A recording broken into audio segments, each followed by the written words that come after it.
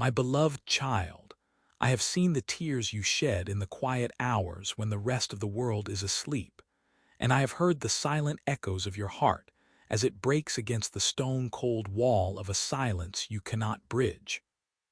I know the weight of the name you carry in your prayers, the one who has turned away, the one whose heart has grown hard like a parched land, the one whose words have become thorns instead of blossoms.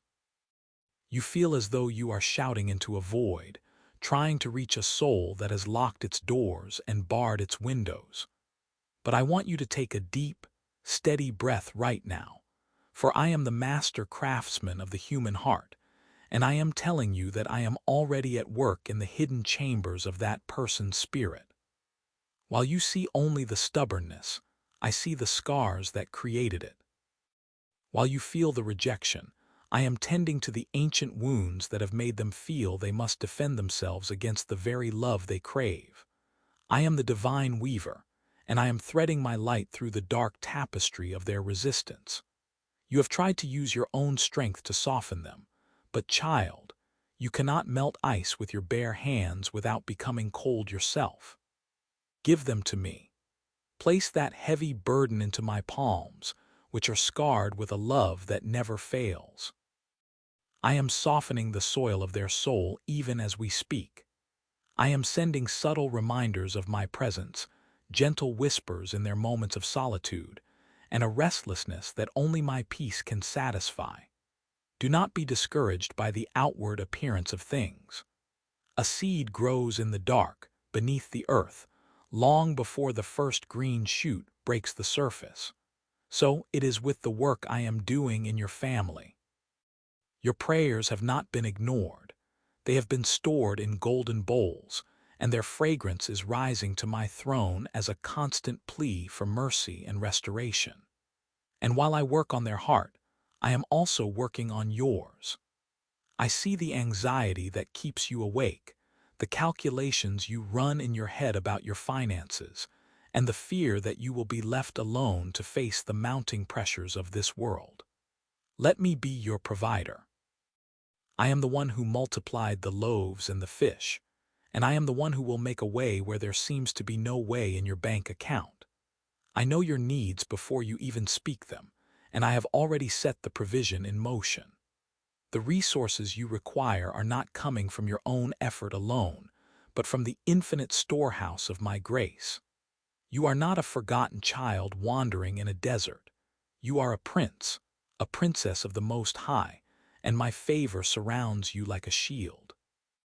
The loneliness you feel is not a permanent state, but an invitation to find your true home in me. I am the friend who sticks closer than a brother, the companion who will never walk away. As I soften the heart of your loved one, I am also wrapping you in a blanket of my comfort. I am replacing your spirit of heaviness with a garment of praise. I am turning your mourning into dancing. Trust the timing of my miracles. Do not try to rush the dawn, for the sunrise is never late. I am aligning the circumstances, moving the hearts of strangers to favor you, and clearing the path of obstacles that you cannot even see yet. Every tear you have wept over that stubborn heart has been collected by me. Not one is wasted. I will use those very tears to water the garden of your future reconciliation. There will come a day, sooner than you think, when the wall will crumble, when the harsh word will be replaced by a soft "I am sorry," and when the cold gaze will be filled with the light of recognition. You will see the fruit of your patience and the reward of your faith. Hold on to my promise. I am the God of the impossible, the restorer of paths to dwell in. I am your Father, your protector, and your greatest advocate. Rest in the knowledge that I am in control and that my love for you, and for that stubborn soul you love, is deeper than the deepest ocean and higher than the highest heaven. My child, you do not need to carry the weight of the world on your shoulders. I have already carried the cross for you. When you feel the familiar tug of worry about your future or the painful sting of a relative's coldness, I want you to repeat these words. My Father is working, and I am at rest. Let this be your mantra. I am breathing new life into the dry bones of your relationship.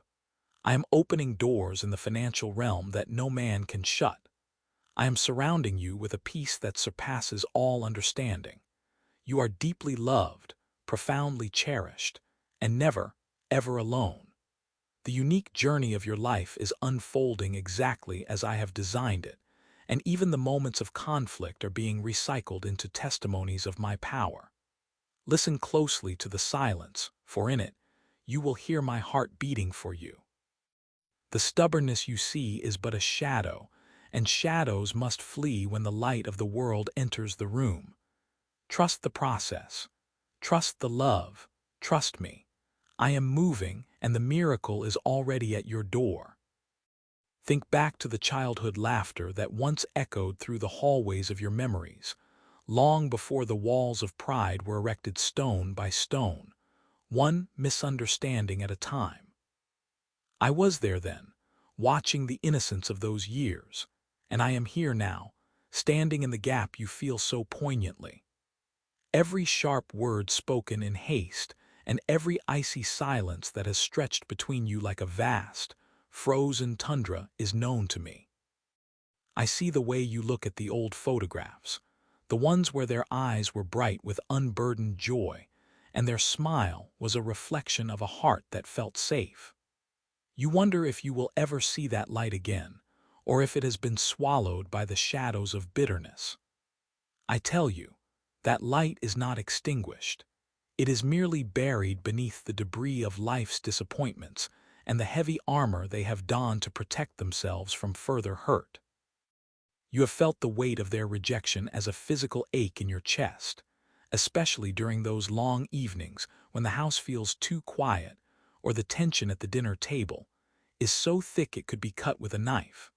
But look closer, my child. Notice the small, flickering signs of the thaw. Notice the way they paused for a moment longer when you placed that meal before them today, or the way their hand hovered over the phone, wanting to call but held back by the ghost of an old argument. These are the cracks in the fortress.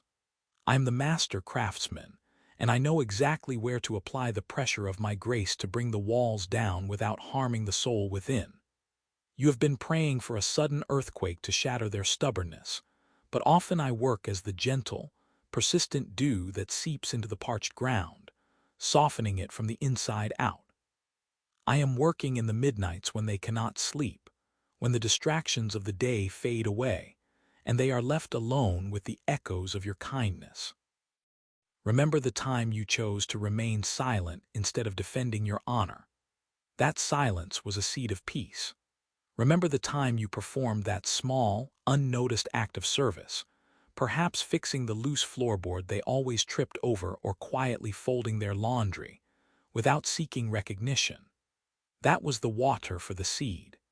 You think your efforts are invisible because there is no immediate applause, but in the realm of the spirit, those acts are glowing with the radiance of my kingdom.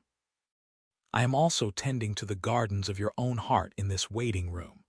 I see how you have struggled with the weeds of resentment, how you have been tempted to build your own walls in response to theirs. Do not let their coldness freeze your internal warmth. I am your son, and I will keep your spirit supple and vibrant even in this spiritual winter. I am looking at the financial hurdles you face as well, those stacks of papers that represent your earthly security. Just as I am softening the heart of your loved one, I am softening the hearts of those who hold the keys to your provision. I am moving people you have not yet met to act in your favor, orchestrating coincidences that the world calls luck, but you will know as my providence. I am aligning opportunities that will bloom in the coming season, ensuring that your house remains a place of shelter. Do not be discouraged by the slow pace of the visible world. Beneath the frozen surface of a lake, life is teeming and preparing for the inevitable spring. Your family is that lake. The winter has been long, and the ice has grown thick enough to walk on, but the tilt of the world is changing. My warmth is intensifying. I want you to go to that cupboard, the one with the chipped ceramic mug with the faded pattern of wildflowers, the one they always reached for on rainy mornings. I want you to hold it for a moment and remember the shared dreams that once lived there. That history is not lost. It is being redeemed. I am the God who restores the years the locusts have eaten, the God who turns water into wine and sighs into songs of deliverance. I can turn this vinegar of resentment back into the sweet wine of fellowship. When you feel the familiar urge to argue or the burning need to be right, lean into my peace instead. Let your presence be an invitation, a sanctuary where they can eventually lay down their weapons. I am teaching you a new language, the language of the Spirit, which speaks directly to the soul through the eyes and the touch, bypassing the logic of the mind. Can you feel the shift? It is subtle, like the first hint of jasmine in the evening air. It is the sound of a heart beginning to beat again with the rhythm of empathy. I am peeling back the layers of trauma and misunderstanding, going back to the very root, to those childhood wounds and adult betrayals they have used as bricks for their defense. I am healing what they won't even admit is broken, mending the fractures they have hidden even from themselves. You are my partner in this divine work. Your endurance is the bridge over which my spirit travels to reach them. Do not tire of doing good, for at the proper time, you will reap a harvest if you do not give up. I am with you in the mundane chores, in the sterile grocery store aisles, and in the quiet of your early morning commute. I am whispering your name, reminding you that you are precious, chosen, and beloved. And as I pour my love into the hollow places of your soul, it will naturally overflow onto them. They cannot resist the persistence of my love indefinitely. Love is the strongest force in the universe, for love is my very essence. Trust the whispers, trust the delays, trust the silence. The masterpiece is in progress, and the reveal will be more beautiful than you can imagine. I am even now stirring their memories of your laughter, making them long for the simplicity of the bond you once shared. The stubbornness is a mask for fear, but my perfect love casts out all fear. Stand firm, my child. The morning is coming. Observe the way they turn their head when your eyes meet across the kitchen table.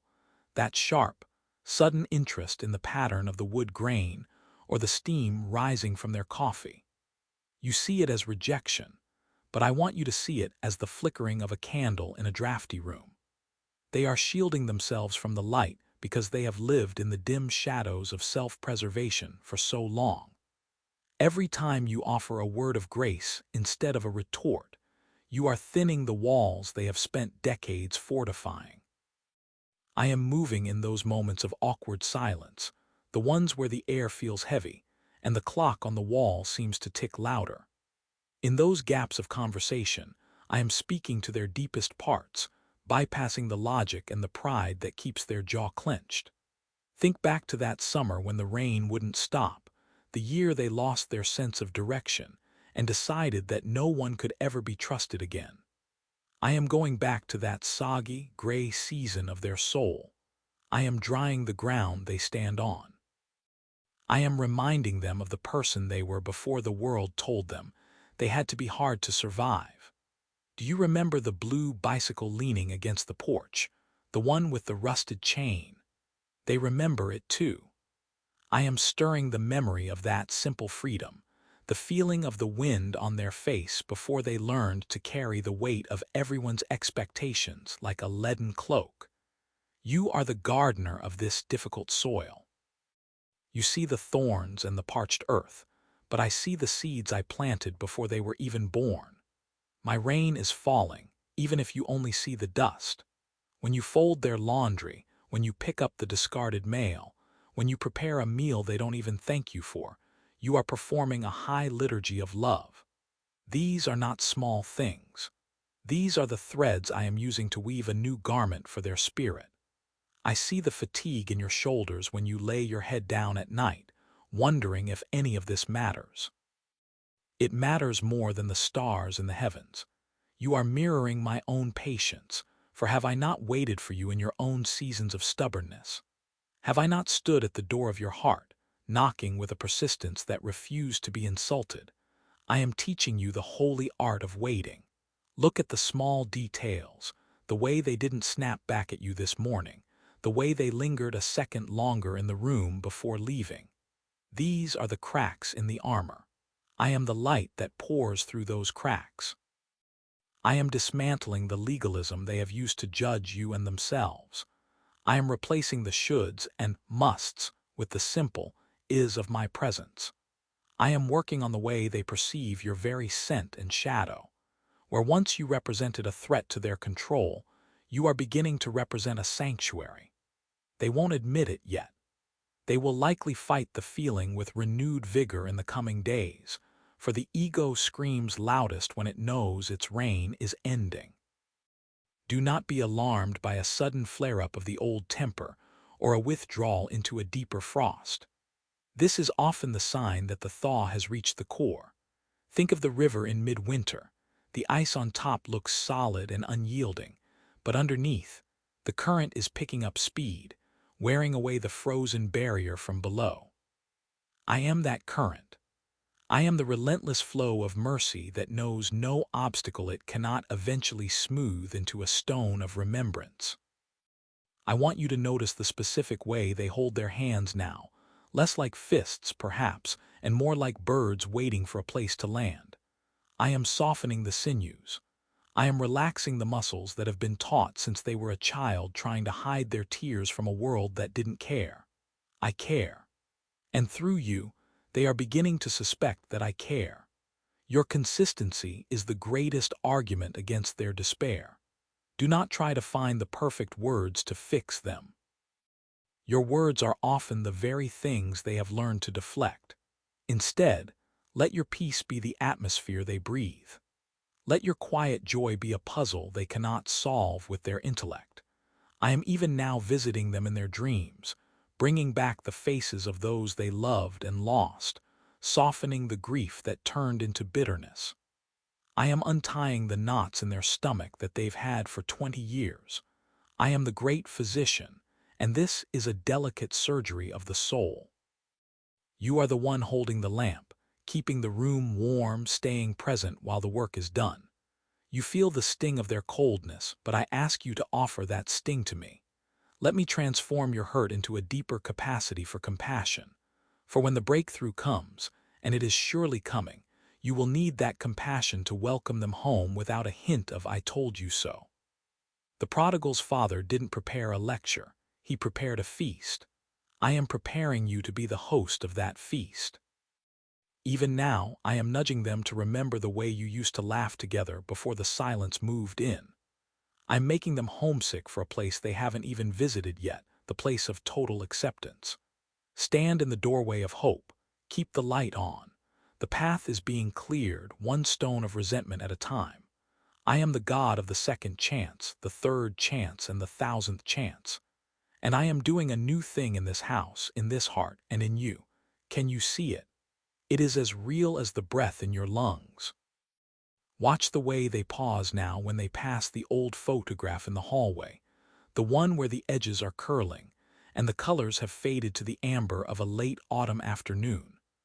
I am the one drawing their eyes to that moment of unshielded joy. You see only the back of their head as they stand there, their shoulders still tense, still braced against a world they feel has betrayed them. But I see the slight softening of their jaw. I see the way their pulse slows for a fraction of a second as they remember who they were before the armor became their skin. This is the beginning of the thaw. It does not happen with a roar or a sudden flood. It happens in the quiet dripping of ice under a patient sun. I am that sun, and your love is the reflection that doubles the warmth. When they are sharp with you today, do not hear the words. Hear the exhaustion underneath. They are tired of being the sentry at the gate of their own heart. They are tired of the weight of the shield. Every time you respond with a gentle question instead of a sharp defense, you are removing one link from their mail. I am teaching you to look past the mask of the adult to the wounded child. I still see so clearly. I remember the night they were 7 years old, crying under the covers because they felt invisible, and I remember the vow they made then to never let anyone see their tears again. That vow has become a prison, and I am the only one with the key, but you are the one I have chosen to slide the letters of grace under the cell door. There will be moments in the coming days when they seem even more distant, more entrenched in their solitude. Do not be discouraged by these retreats. When the heart begins to soften, the ego often panics. It senses the impending surrender and tries to refortify the crumbling walls.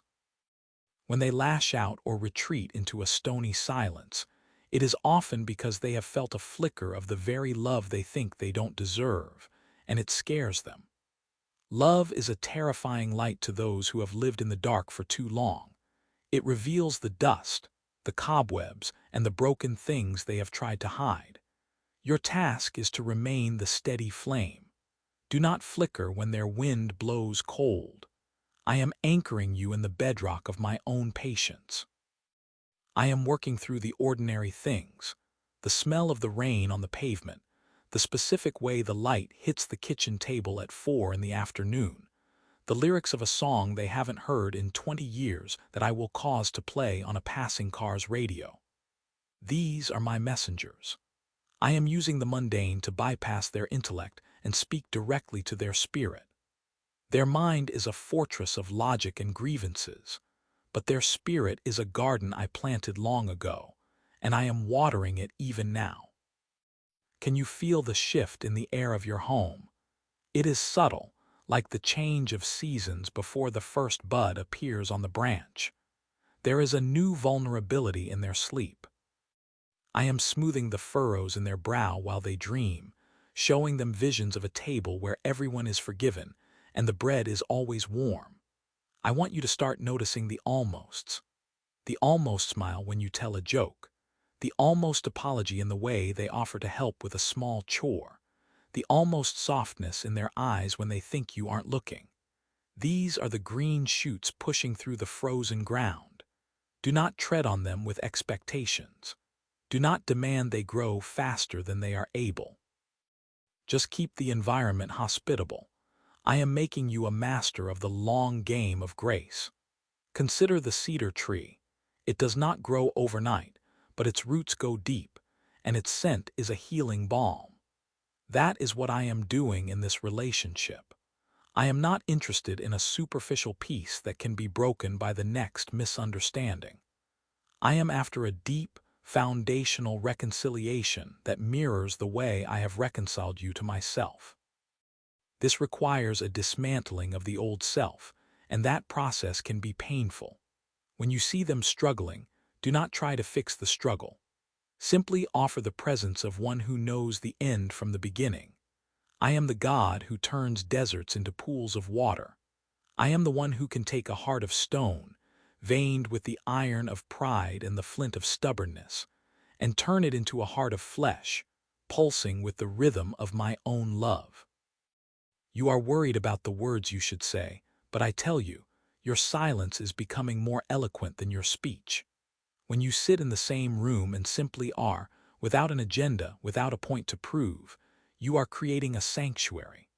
You are showing them that they are loved for who they are, not for how well they perform or how quickly they change. This is the highest form of love, and it is the only thing powerful enough to melt the permafrost of a stubborn soul. I am teaching you the art of waiting. Not a passive waiting, but an active, expectant, holy vigil. Like the watchman waiting for the dawn, you know the sun will rise because it is the nature of the sun to do so. And it is my nature to redeem. I am also working on the middlemen of their heart, the old friends who whispered doubt, the memories of those who mocked their sensitivity, the ghosts of past failures. I am silencing those voices one by one so that the only thing left in the quiet is the sound of my invitation. I am calling them by their true name, the name they have forgotten, the name I whispered to them before they were even formed in the womb. Beloved, that is the name that shatters the chains of stubbornness. Stay close to me in this. Do not try to carry their weight on your own shoulders. Give me the burden of their soul every morning, and let me give you the lightness of my spirit in return. You cannot love them into wholeness by your own strength, but you can be the conduit through which my infinite strength flows. Look at your hands, I am making them steady. Look at your heart, I am making it wide. We are moving toward the moment of the great softening. It is not a matter of if, but when.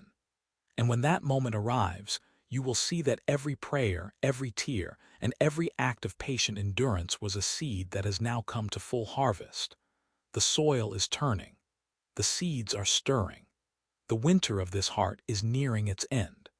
Do not be startled if they suddenly mention a name from the past, or if they linger a little longer over a meal you prepared. These are the tremors before the wall comes down. I am with you in the waiting, and I am with them in the hiding, and soon I will bring you both together in the light. Watch for the small cracks in the porcelain. You have seen them staring out the window lately, haven't you? Not with the usual vacant glare of irritation, but with a searching look, as if they are trying to remember a melody they haven't heard in 40 years. That melody is my voice. It is the hum of the universe that sustains their every heartbeat, even as they deny me. I am moving through the hallways of their memories, rearranging the furniture of their mind. Where there was a heavy table of resentment, I am placing a light-filled window. Where there was a locked door of shame, I am installing a threshold of grace. Think of the time they were 7 years old, standing in the rain, feeling the weight of the world because of a broken toy. Even then, I was the one who gave them the breath to cry. I am returning them to that childlike state, not to make them vulnerable to harm, but to make them available to love. The wall they have built is made of heavy stones, stones of never again, stones of I don't need anyone, and stones of it's too late for me. One by one, I am loosening the mortar. I am using your kindness as the gentle rain that dissolves the cement of their pride. When you chose not to snap back yesterday when they criticized the dinner, that was a thunderclap in the spirit realm. It shook the very foundations of their defense. They expected a fight because a fight justifies their isolation. By giving them peace, you have left them with nothing to push against. They are beginning to lose their balance, and they will find themselves falling into my arms. I want you to observe their hands. They are often clenched, even in sleep. But look closely in the coming days. You will see a thumb uncurling, a palm opening. I am teaching them how to receive.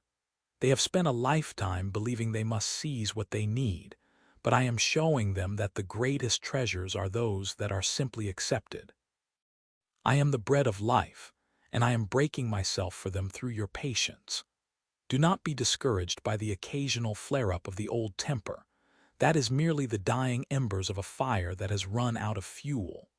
The ego screams loudest when it realizes its reign is ending. When the storm clouds gather in their eyes, be the lighthouse. You do not need to shout to be heard above the waves. Your steady, unwavering light is enough to guide them toward the shore. I have placed within you a reservoir of compassion that does not run dry, because its source is the river that flows from my throne. We are entering the season of the quiet miracle. It is the stage where the sap begins to rise in the tree before the first bud is visible to the human eye. You may feel as though nothing is changing, but I tell you, the chemical composition of their heart is shifting. The iron is turning to flesh. The ice is beginning to weep. I am whispering to the cells of their body, to the neurons of their brain, to the deep, hidden recesses of their spirit where even they do not dare to go. I am saying, peace, be still. And the sea of their chaos is starting to obey. Remember the fragrance of the lavender you planted last spring. It only releases its fullest scent when it is crushed. Their life has felt like a crushing lately, a series of disappointments and health scares and old regrets coming home to roost. But I am using that pressure to release a fragrance they didn't know they possessed, the fragrance of humility. It is a sweet-smelling incense that rises to my nostrils. You are the priest in this temple, tending the fire, keeping the prayers burning. You are not alone in this labor. My angels are stationed in the corners of their room, holding back the shadows that seek to pull them back into the dark. Tomorrow, when you speak their name, say it with the secret knowledge that you are speaking to someone I have already claimed. You are not trying to win them over, you are simply welcoming them home. The distance between you is not a canyon, it is a bridge that I have already finished building. You are just waiting for them to take the first step. And when they do, you will find that I am the one walking beside them, disguised as the very air they breathe. Trust the process of the silence. Trust the power of the unseen. I am the master architect, and I never leave a project unfinished. Your family member is my masterpiece in progress, and the finishing touches are being applied even now, in the stillness of this very moment.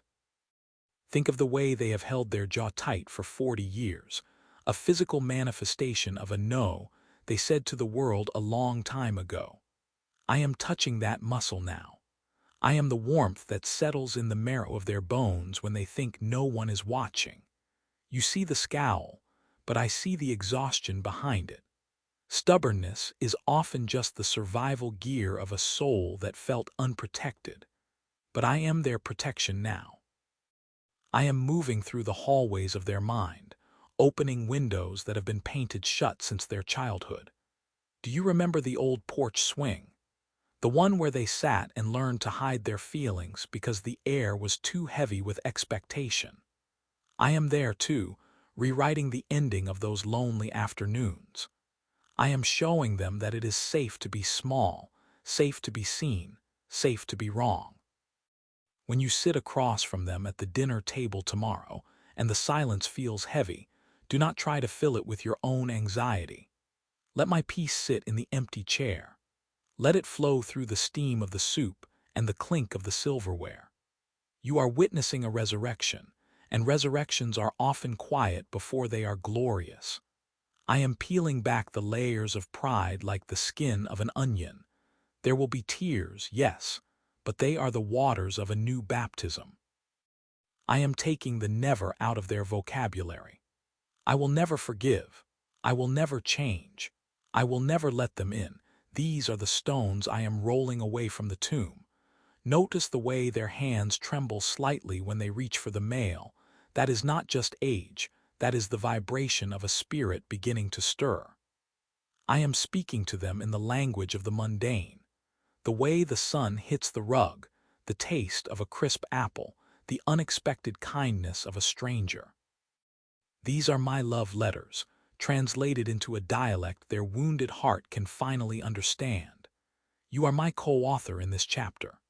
Every time you choose a soft answer over a sharp retort, you are writing a line of grace into their story. Do not grow weary in this well-doing. The soil of their heart was packed hard by the trampling of many disappointments, but I am the gentle rain that falls until the earth is receptive again. I am digging up the root of bitterness, not with a shovel that wounds, but with the steady drip of a love that refuses to be ignored. There is a specific memory they carry, a secret shame from a summer long forgotten, a moment where they felt utterly discarded. Perhaps it was that time they stood by the old oak tree waiting for a ride that never came, or the day they lost the blue marble that was their only treasure. I am standing in that memory with them now, holding their younger self, whispering that they are precious. This is why they seem distracted, why they stare out the window for long minutes. They are traveling back in time with me, mending the breaks they thought were permanent. You are the witness to this hidden journey. Your role is to be the lighthouse, not the ship.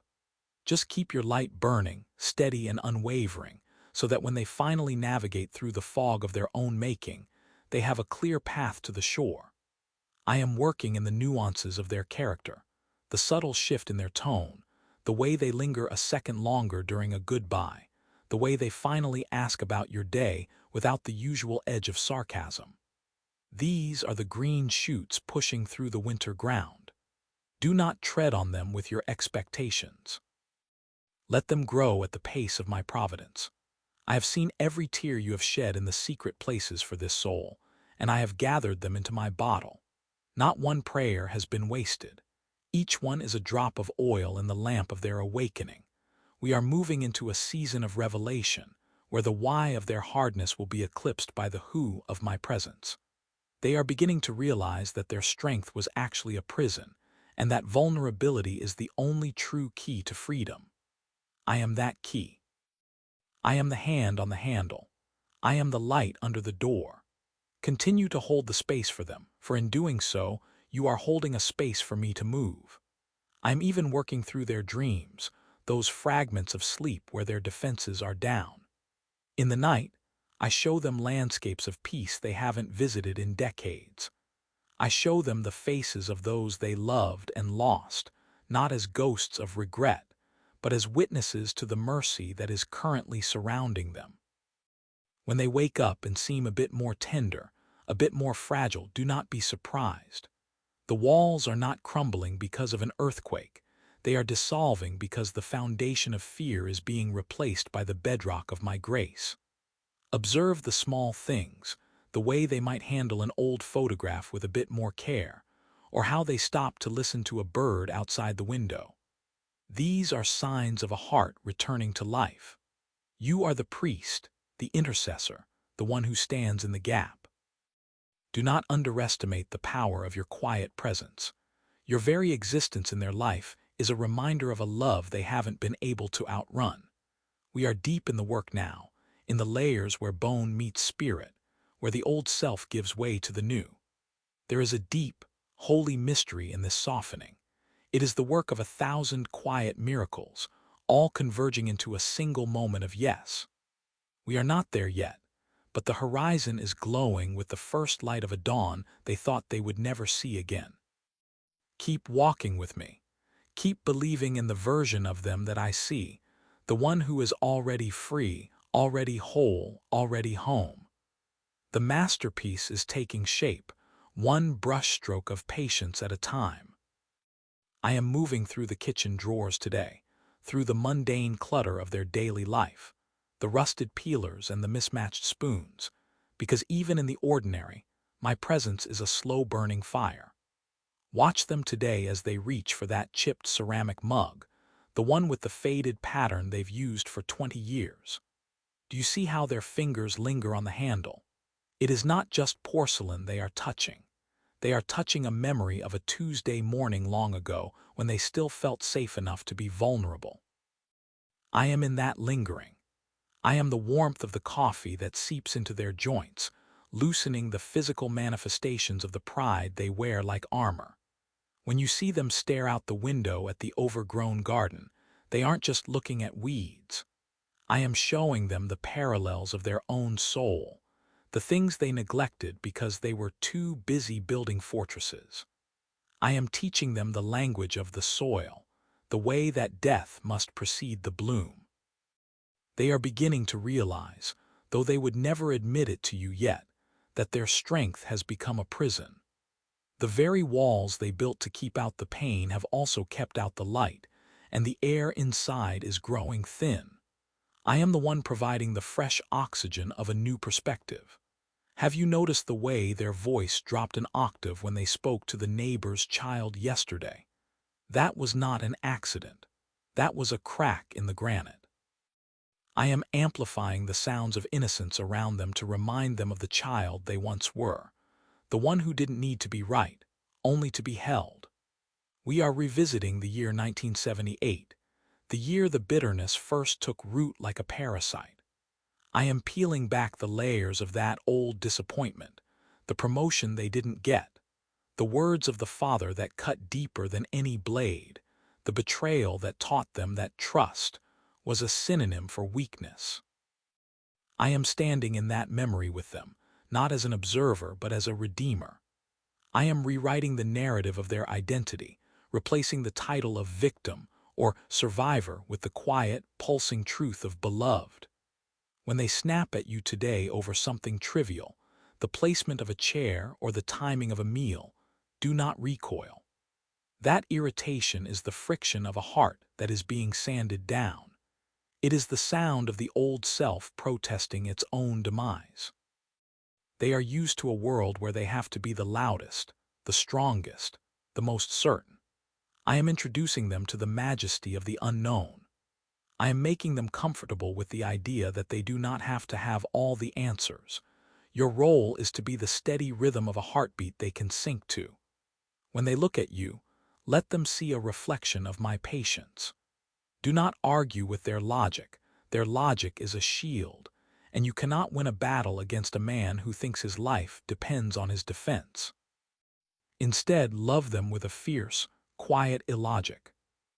Love them when they are unlovable, for that is when the foundation of their stubbornness truly begins to tremble. I am working on the way they perceive time. To them, it is a closing door, a countdown of regrets. To me, it is an expansive field where everything can still be planted. I am placing thoughts in their mind during the quiet hours of the afternoon, thoughts of the old piano they used to play, the smell of rain on hot pavement, the feeling of a hand in theirs that they haven't felt in decades. These sensory echoes are my tools. I am bypassing their intellect and speaking directly to their marrow. They are starting to wonder if there is another way to live, a way that doesn't involve clenching their jaw until it aches. They are exhausted, though they hide it well behind their busywork and their lists. I am the rest that is beckoning to them. I am the easy yoke they have spent a lifetime avoiding because it looked too much like surrender. But they are learning that surrender to me is not a defeat. It is a homecoming. Look at their eyes. The next time they think you aren't watching, look at the way the light catches the moisture there. Those unshed tears are the most precious water on earth right now. They are the irrigation for the new life I am planting. We are deep in the architecture of their history, dismantling the pillars of self-sufficiency one by one. It is a delicate process. If I moved too fast, I would break them, and I have no interest in breaking, only in making new. So we move at the pace of grace. We move at the speed of a flower opening. Trust the silence between your conversations. Trust the moments when they seem distracted or distant. They are not pulling away from you. They are being pulled toward me. The tether of my love is short, and I am gently, persistently reeling them in. Do not grow weary in your waiting. Every prayer you have whispered in the dark has been a brick in the bridge I am building to their heart. You cannot see the bridge yet because it is being built from the underside in the hidden places, but it is sturdy. It will hold. Stay close. Stay kind. The winter of their soul is long, but I am the spring, and I have never once failed to arrive. Observe them now as they stand by the window, adjusting the blinds just to have something for their hands to do. To you, it looks like restlessness. To me, it is the tremor of a soul realizing its armor is too heavy to carry into the next season. I am in the very air they breathe in that quiet room. When they reach for that worn leather planner, the one with the frayed edges where they meticulously document every task, they are trying to prove to the universe that they are still the master of their own horizon. They do not yet realize that I am the horizon itself. I am not offended by their need for control. I designed their mind to be orderly, to be a steward of beauty and function, but the enemy of their peace has twisted that stewardship into a cage. I am currently picking the lock. You see the rigidity of their posture, the way they hold their shoulders as if they are bracing for an impact that never comes. I see the little child inside that posture, the one who decided long ago that if they didn't hold everything together, everything would shatter. I am teaching them that it is okay to let things break. I am the potter, and I have a particular fondness for the shards. Think back to the Tuesday when they snapped at you over something trivial, the placement of a chair, the timing of a meal. You felt the sting of their sharpness, but I want you to see the source of the spark. It wasn't anger at you. It was the friction of two tectonic plates shifting deep within their spirit. The old world of earning is grinding against the new world of receiving. That friction creates heat, and heat often looks like temper. When they are sharp with you, be the cool water. Do not provide a surface for their frustration to strike against. Become a mist that they cannot grasp or fight. Your gentleness is not a sign of weakness. It is the most sophisticated weapon in my arsenal. It bypasses their logic and speaks directly to their nervous system. I am retraining their very biology to recognize the frequency of shalom. Watch how they handle the objects in their home today. There is a specific way they touch the things they love, the spine of a book, the handle of a favorite mug, that reveals their capacity for tenderness. They think that tenderness is a liability, a soft spot where the world can hurt them. I am showing them that their softness is actually their strength. I am moving through their memories, those corridors they have kept locked for decades. I am dusting off the discarded dreams and the unanswered prayers they assumed I had forgotten. I have forgotten nothing. I am the God of the long game. I am the God of the hidden harvest. When you sit across from them at dinner tonight, and the silence feels thick enough to touch, do not feel the need to fill it with noise. I am in that silence.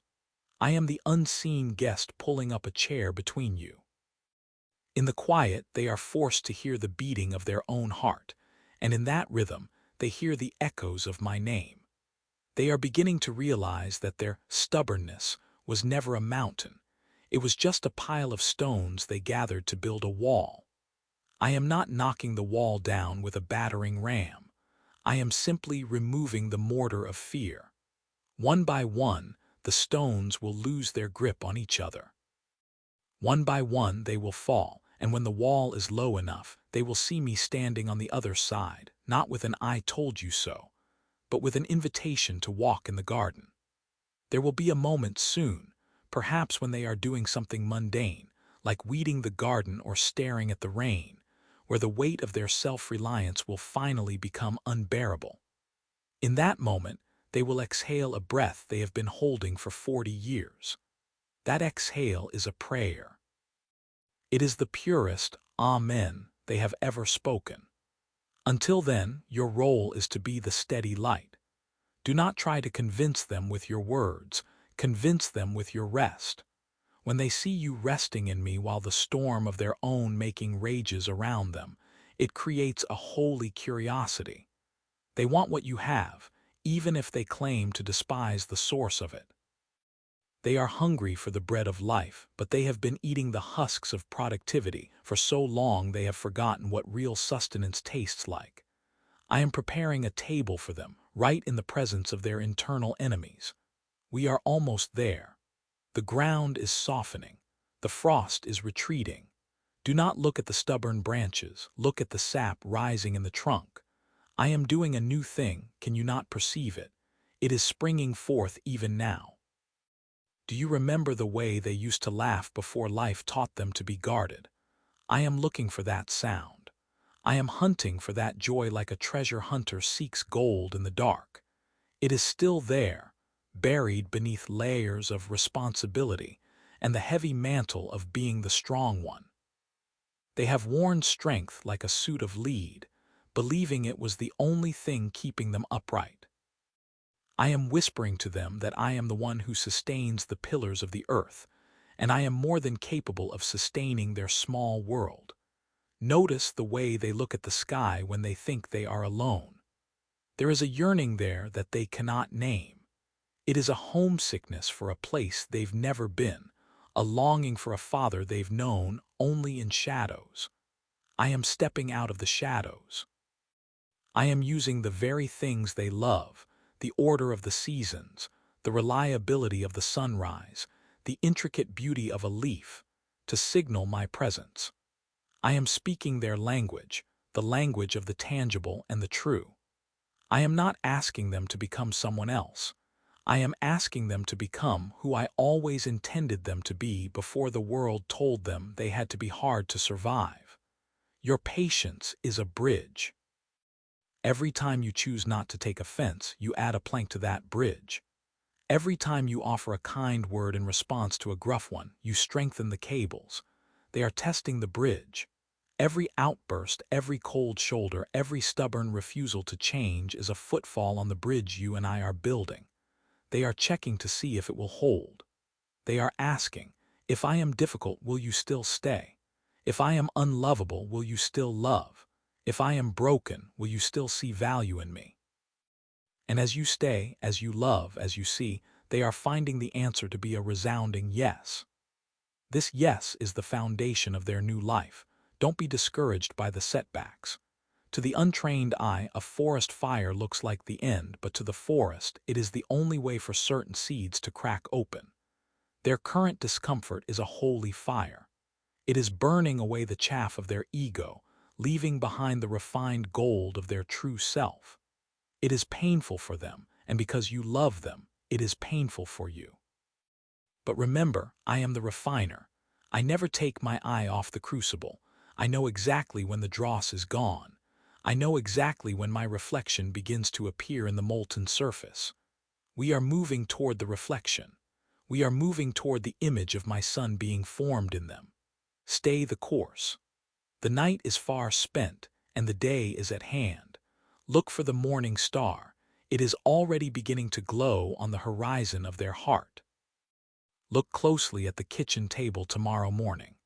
You see the chipped mug they always reach for, the one with the faded handle they've gripped for 20 years. To you, it is just a piece of ceramic, but to them, it is an anchor in a world they feel they can no longer control. Notice how their fingers tremble slightly when they lift it. That tremor is not just age or illness. It is the vibration of a soul trying to hold itself together against the terrifying prospect of vulnerability. They have spent a lifetime believing that to be soft is to be destroyed, that to yield is to disappear. When they snap at you over the simplest question, the temperature of the tea or the placement of the mail, know that they are not fighting you. They are fighting the rising tide of their own tenderness which they fear will drown them. You are the shore, and I am the ocean. The waves will keep coming, and you might feel eroded by the salt and the spray, but remember, the tide is what polishes the jagged glass into something jewel-like and smooth. Let them have their small defenses for now. Let them hide behind their grumbles and their silences. I am working beneath the surface of their complaints. Every time you respond with a steady gaze instead of a sharp retort, you are rewriting the script of their fear. You are showing them a new way to be human, a way that does not require armor. Think back to the garden you tended last summer. Remember the soil that had been baked hard by the August sun, so dry it cracked like old parchment. You didn't break it with a hammer. You didn't force it to change with violence. You poured water, slowly and consistently, until the hardness gave way to moisture. Softening a human heart is an even slower art. It is the liturgy of the mundane. It is the way you iron their shirts with a prayer in every fold, the way you sit in the living room reading your book while they stare at the television, offering the quiet dignity of your presence without demanding they acknowledge it. There are days when you feel invisible, as if your kindness is a ghost haunting a house that refuses to be occupied. But I tell you, I see every unseen act. I hear the words you swallow to keep the peace. I am the witness to the grace you extend when no one is watching and no one is thanking you. Your weariness is a holy weight. Lean into me when the burden feels lopsided. I am the one who carries the other end of the beam. When they turn their back on you and stomp into the other room, do not see a rejection, see a retreat. They are running to a safe place to process the terrifying warmth you just offered them. Kindness is a light, and to those who have lived in the dark for a long time, light is initially blinding and painful. Give their eyes time to adjust. Do you remember the old photograph tucked in the back of their dresser drawer? The one of them as a child, standing by a rusted gate with a look of wide-eyed wonder. That child is still there, buried under layers of disappointment, grief, and the perceived need for self-protection. When they are at their most difficult, I want you to look past the wrinkles and the bitterness and see that child. See the moment they first learned that the world could be unkind. See the day they decided that they would never let anyone close enough to hurt them again.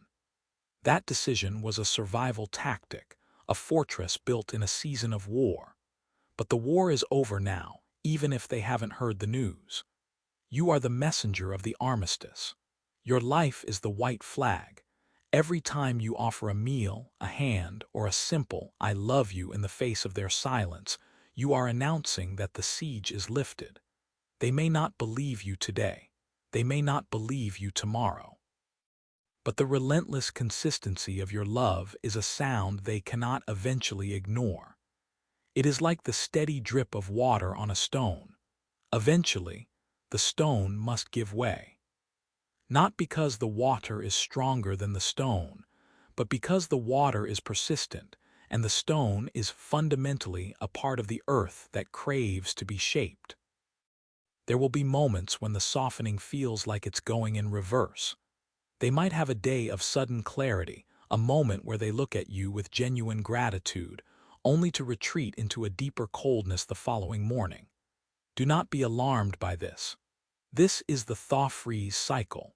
When ice begins to melt, it often refreezes at night, but the structure of the glacier has already been compromised. The cracks are deepening. The internal pressure is shifting. They are terrified of the person they are becoming in your presence, a person who needs, a person who feels, a person who loves. To them, this feels like losing, but you and I know it is the only way to truly win. When they lash out after a moment of closeness, it is because they are trying to regain their balance on the old, familiar ground of anger. Be the steady hand that allows them to find a new center. You are creating a sanctuary, not just in your home, but in your very spirit. This sanctuary is where their soul comes to breathe when they think you aren't looking. I am expanding the walls of your heart to accommodate their complexity. I am giving you a capacity for mercy that is not your own, but mine flowing through you. Drink from my well when your own reservoir runs dry. I have an endless supply of the patience you need. We are not just changing them. I am refining you in this process as well. I am teaching you the depth of my own heart, how I wait, how I hope, and how I never ever let go. The morning star is rising, and though the shadows are long, they are leaning toward the light. Stay in the room. Stay in the prayer. Stay in the love.